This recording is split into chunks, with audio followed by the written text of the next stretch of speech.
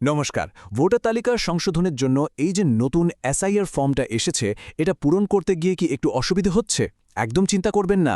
চলুন আগেলে কয়েক মিনিটের মধ্যে আমরা পুরো প্রক্রিয়াটা একদম সহজ ধাপে বুঝে নেব।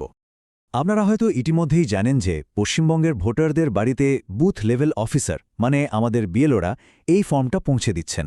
তো যদি ফর্মটা আপনার হাতে এসে গিয়ে থাকে তাহলে এই আলোচনাটা কিন্তু আপনার জন্য খুবই জরুরি।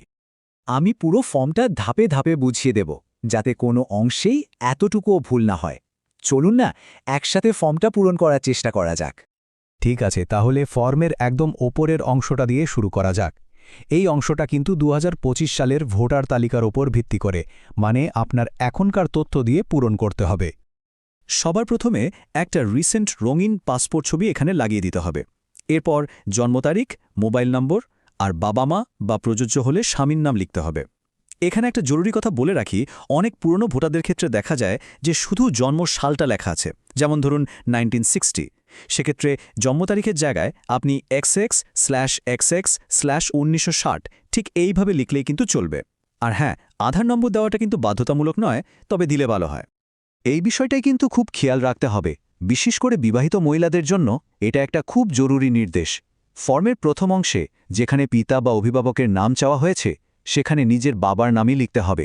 স্বামীর নাম লেখার জন্য কিন্তু আলাদা জায়গা করাই আছে, তাই এখানে যেন কোনো ভুল না হয়। বেশ, এবার আমরা ফর্মের সবথেকে গুরুত্বপূর্ণ অংশে চলে এসেছি। এইখানেই কিন্তু আমাদের এখনকার ভোটার তথ্যকে ২০০২ সালের ভোটার তালিকার সঙ্গে লিঙ্ক করতে হবে বা জুড়তে হবে। বিষয়টা একটু মন দিয়ে বুঝতে হবে, কিন্তু আমি বলছি এটা একেবারেই সহজ। আচ্ছা, ২০০২ সালের ভোটার তালিকাটা কেন এত জরুরি, তাই না? কারণ এটাই হলো আমাদের পরিচয়ের একটা ভিত্তি। এই পুরনো তালিকার তথ্যের সঙ্গে আপনার এখনকার পরিচয়কে মিলিয়ে দেখাটাই হলো আসল কাজ। তো এখানকার মূল প্রশ্নটা হলো একটাই, ২০০২ সালের ভোটার লিস্টে আপনার নিজের নামটা আছে কিনা। এই একটা উত্তরের উপরই কিন্তু নির্ভর করছে যে আপনি ফর্মের পরের অংশটা ঠিক কিভাবে পূরণ করবেন। দেখুন, ফর্মের মাঝখানে দুটো বড় বড় কলাম দেখতে পাবেন। যদি ২০০২ সালের তালিকায় আপনার নিজের নাম থেকে থাকে তাহলে শুধু বাঁদিকের কলামটা পূরণ করতে হবে, আর যদি নিজের নাম না থাকে কিন্তু আপনার বাবা মা ঠাকুরদা বা ঠাকুরমার নাম থাকে তাহলে ডান দিকের কলামটা পূরণ করতে হবে। মনে রাখবেন, দুটো কলাম কিন্তু একসঙ্গে পূরণ করার কোনো দরকার নেই, যে কোনো একটা। এবার আমরা ফর্মের ওই লিঙ্কেজ অংশটা পূরণ করার সবথেকে গুরুত্বপূর্ণ নিয়মটা জেনে নেব। এটাকে আপনি একটা গোল্ডেন রুল বলতেই পারেন, আর এটা মনে রাখাটা খুব খুব জরুরি। এই নিয়মটা একদম মাথায় গেঁথে নিতে হবে। ২০০২ সালের ভোটার তালিকায় আপনার নাম, বানান বা সম্পর্ক যাই লেখা থাকুক না কেন, আপনাকে হুবহু সেটাই লিখতে হবে। যদি তালিকায় কোনো ভুলও থাকে, যেমন ধরুন বানানে ভুল, আপনাকে কিন্তু সেই ভুলটাই ফর্মে কপি করতে হবে। এটাই নিয়ম, নিজে থেকে কিছু ঠিক করতে যাবেন না। এবার মনে প্রশ্ন আসতেই পারে যে বিধানসভা ক্ষেত্রের নম্বর, পার্ট নম্বর বা ক্রমিক সংখ্যা, এই সব তথ্যগুলো কোথায় পাওয়া যাবে। কিচ্ছু ভাবতে হবে না, এই সব তথ্যই ২০০২ সালের ভোটার তালিকার প্রথম পাতাতেই পেয়ে যাবেন। সেখান থেকে শুধু দেখে দেখে হুবহু কপি করে বসিয়ে দিতে হবে। আচ্ছা, এবার কয়েকটা বিশেষ পরিস্থিতি নিয়ে কথা বলা যাক। বিবাহিত মহিলাদের ক্ষেত্রে শ্বশুরবাড়ির কারো তথ্য দিয়ে লিঙ্ক করলে কিন্তু হবে না। নিজের বাবার বাড়ির মানে বাবা মা বা দাদু ঠাকুমার তথ্য দিয়েই লিঙ্ক করতে হবে। যারা কাজের সূত্রে বাড়ির বাইরে থাকেন তাদের পরিবারের সদস্যরা তাদের হয়ে ফর্ম পূরণ করতে পারবেন, শুধু ব্র্যাকেটের সম্পর্কটা লিখে দিলেই হবে। আর সবশেষে যদি নিজের বা পূর্বপুরুষদের কারোরই নাম ২০০২ সালের লিস্টে খুঁজে না পাওয়া যায় তাহলে দুটো কলামই ফাঁকা রেখে দিতে হবে।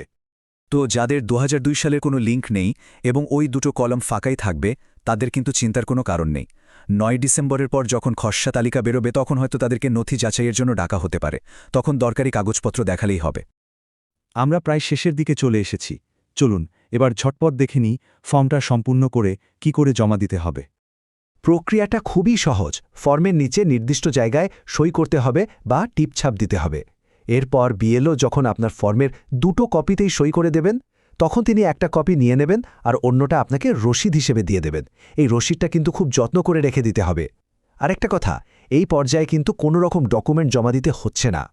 তাহলে পুরো প্রক্রিয়ার সময়টা একবার দেখে নেওয়া যাক। ৪ঠা নভেম্বর থেকে ৪ঠা ডিসেম্বরের মধ্যে ফর্মটা জমা দিয়ে দিতে হবে। তারপর ৯ ডিসেম্বর বেরোবে খসড়া ভোটার তালিকা, আর তারপর যদি প্রয়োজন হয় তাহলে কিছু ক্ষেত্রে যাচাই বা শুনানির জন্য ডাকা হতে পারে। ব্যাস, আপনার কাজ এখানেই শেষ। এই ফর্মটা জমা দেওয়ার মাধ্যমে আপনার ভোটার পরিচয় কিন্তু আরও অনেক বেশি সুরক্ষিত হয়ে গেল। এখন শুধু ৯ ডিসেম্বরের খসড়া তালিকার জন্য অপেক্ষা। এই গুরুত্বপূর্ণ কাজটা এত মন দিয়ে সঠিকভাবে করার জন্য আপনাকে অনেক ধন্যবাদ।